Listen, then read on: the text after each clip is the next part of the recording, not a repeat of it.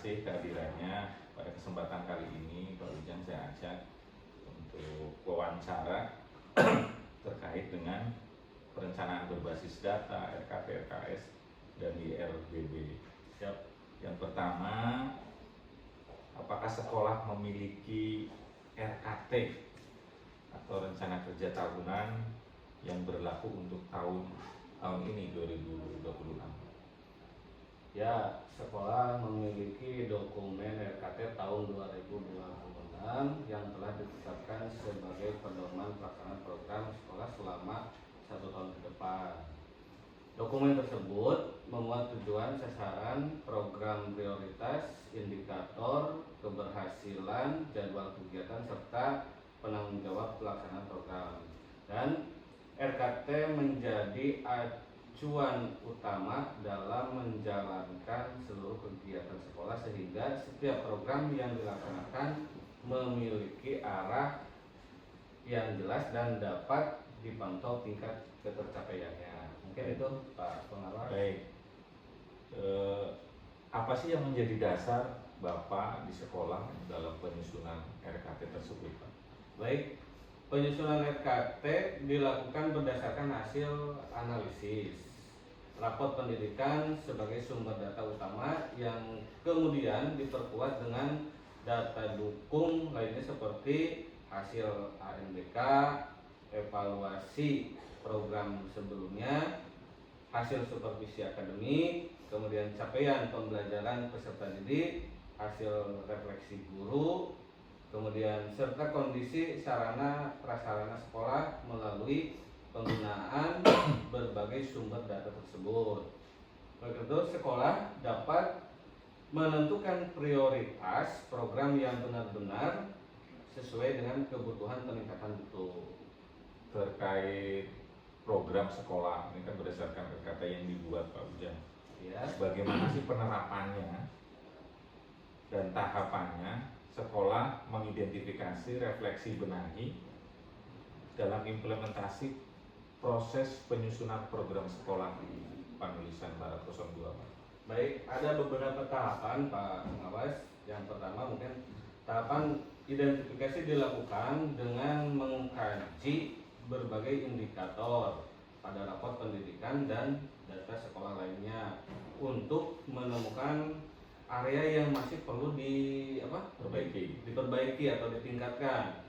Setelah itu dilakukan refleksi bersama guru dan tenaga kependidikan guna menentukan akar penyebab permasalahan.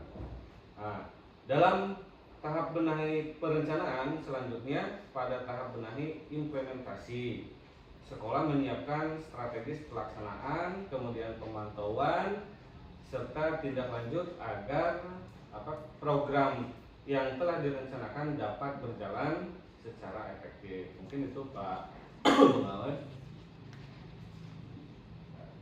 Dari program yang disusun setelah melakukan IRB tadi di sekolah Bapak, bagaimana keterkaitan kurikulum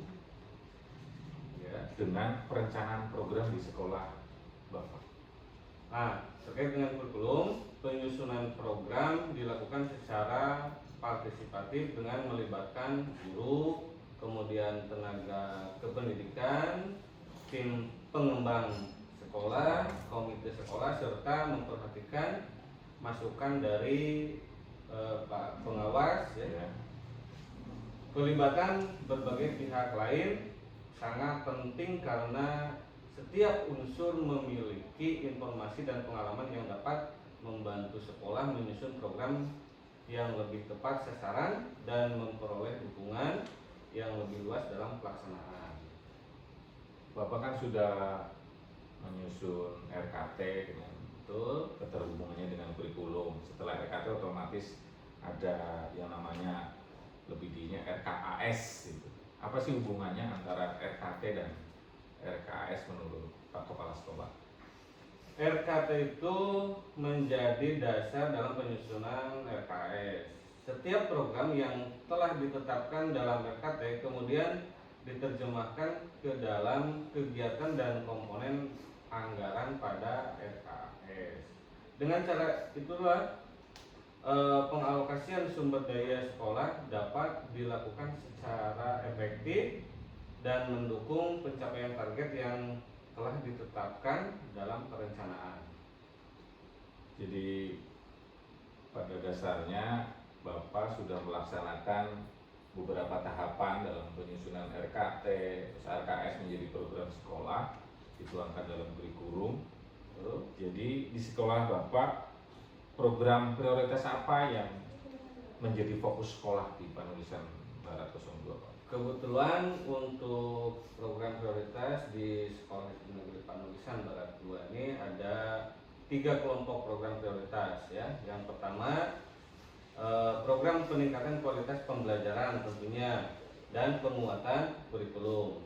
Yang kedua itu program peningkatan kompetensi pendidik dan tenaga kependidikan melalui berbagai kegiatan pengembangan profesional, misalnya untuk ikut seminar atau pelatihan-pelatihan yang lainnya. Ketiga, program pengadaan dan pemeliharaan sarana dan prasarana yang mendukung proses pembelajaran. Ya, mungkin ketiga program tersebut itu menjadi fokus utama karena berkaitan langsung dengan peningkatan mutu pendidikan yang ada di SD Negeri Panulisan Barat 2 ini.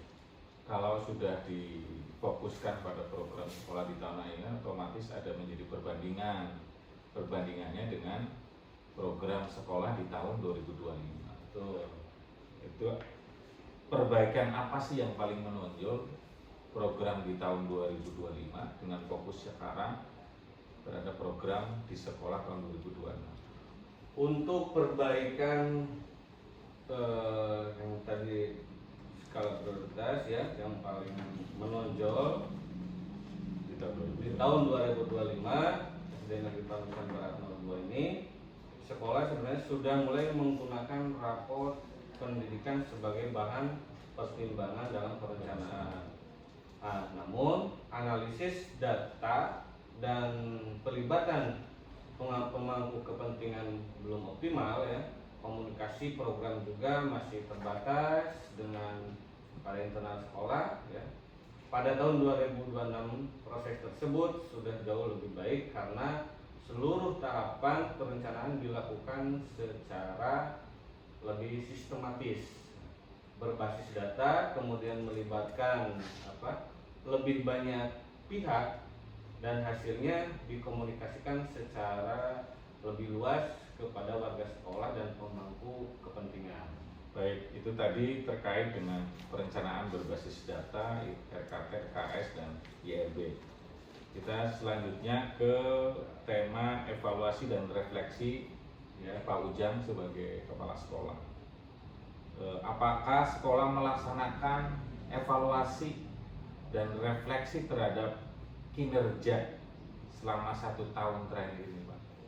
Ya, di SD Negeri Panulisan Barat 02 ini ya, sekolah melaksanakan evaluasi kemudian refleksi secara berkala sebagai bagian dari siklus peningkatan mutu. Dengan apa? Dengan cara ya kami melakukan supervisi kepada bapak dan ibu guru yang ada di sekolah. Itu 1 tahun ada 2 atau 3 kali untuk melakukan supervisi. Kemudian evaluasi dilakukan terhadap pelaksanaan program sekolah, capaian pembelajaran, serta kinerja guru dan tenaga kependidikan untuk mengetahui tingkat ketercapaian target yang telah ditetapkan. Dalam mengevaluasi diri dan refleksi Bapak, siapa saja sih yang dilibatkan di sekolah? Ya, tentunya untuk evaluasi ini melibatkan seluruh guru, tenaga kependidikan, dan tim pengembang sekolah dan pihak lainnya yang relevan sesuai kebutuhan.